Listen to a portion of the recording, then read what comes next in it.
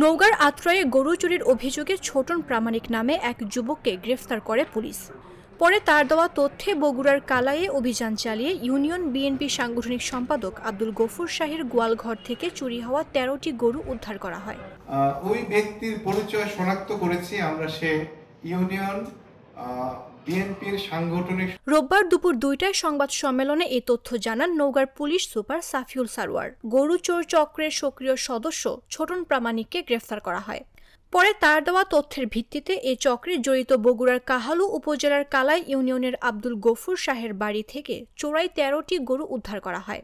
এই গরুগুলোর মধ্যে ৫টি আত্রাই থেকে চুরি হওয়া বলে শনাক্ত করা গেছে। এ ঘটনায় জড়িত অন্যদের গ্রেফতারে অভিযান অব্যাহত আছে। সংবাদ সম্মেলনে অন্যদের মধ্যে পুলিশ সুপার পদে পদোন্নতিপ্রাপ্ত জেলার অতিরিক্ত পুলিশ সুপার গাজীউর রহমান উপস্থিত ছিলেন।